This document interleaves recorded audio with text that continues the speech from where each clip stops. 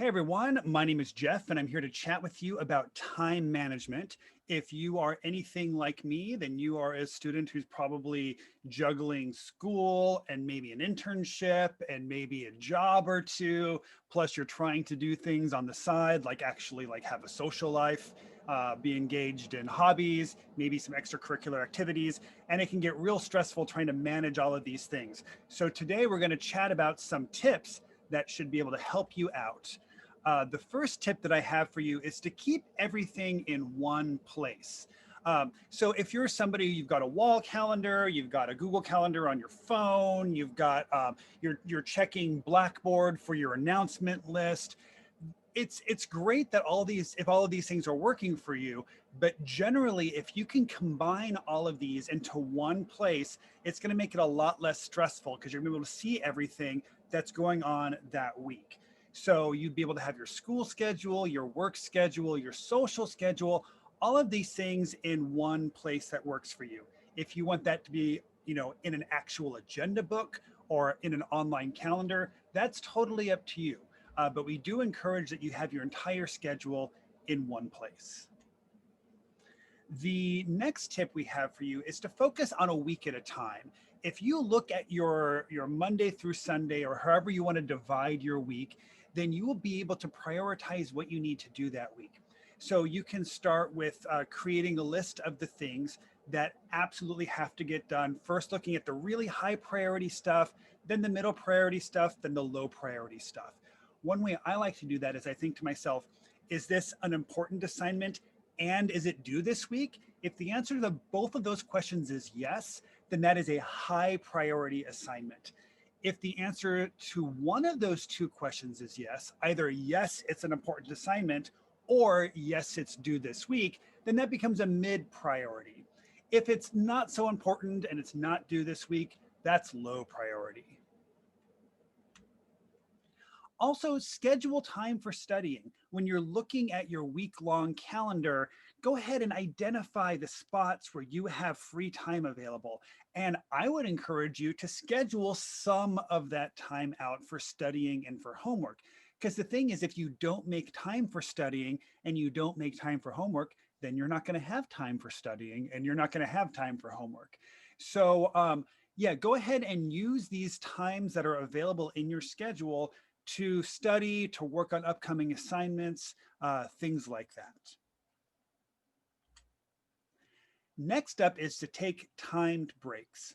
So one thing I really like is the Pomodoro technique. And the idea behind the Pomodoro technique is you study for 20 to 30 minutes, but decide how long it's going to be before you start. I like 25 minutes. Study for 25 minutes, set a timer, and then set your phone out of sight. When your timer goes off, that means you are done studying for now and you get to take a 10-minute break. So take yourself a 10-minute break and time that break too. When your 10 minutes are up, then you can ask yourself, okay, am I able to go and do another 25 minutes of studying, or do I need to like step away from this for a little bit and take a longer break? One thing I also encourage is to set a nice gentle alarm. You don't want any kind of that's just going to add to your stress. Just a nice kind of blue, blue, blue, blue, blue, blue, like whatever kind of little relaxing alarm. Sorry for my terrible example of a relaxing alarm.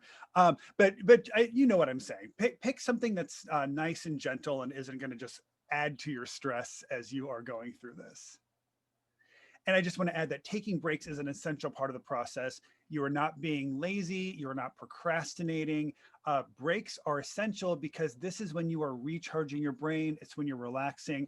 And it's during this downtime that you're really able to move all of this information that you've been studying and put it into your long-term memory. Your brain needs to be relaxed in order to do some of these kind of higher functions. So taking breaks is essential. Schedule downtime. So when you are looking at your schedule, make sure that you have time in there to hang out with your friends, play video games, exercise, binge watch something on TV. And there's something I like that I have for myself called the 12-hour rule. And the 12-hour rule for me is if there's somewhere I have to be or something I have to do the next morning, then I am not scheduling anything for 12 hours before then. So let's say you've got an 8:30 a.m. class. Don't schedule yourself past 8:30 p.m. the night before. Um, I mean, obviously, like if you're going to go do some fun things, that's fine. But I'm talking about school stuff. Do not be scheduling um, study time and cram sessions that are going to go much past that 8:30 p.m. time if you've got an 8:30 a.m. class, because that's going to interfere with your ability to get the downtime that you need and get a full night's sleep. Identify your distractions. So we all have them, and it's important to identify yours. Now, having distractions is not a bad thing. As I mentioned before, we have to have opportunities to kind of relax ourselves and chill out. So it's good to know what our distractions are because we can use them as rewards. So the things that keep distracting us, when we're finished with our 25-minute study break, we can go ahead and turn to that and use that as something that we can reward ourselves with after we've finished our session. But if you know that your phone, for example, is a distraction, then put it on silent and set it to the side when you're doing your study sessions. Establish a routine.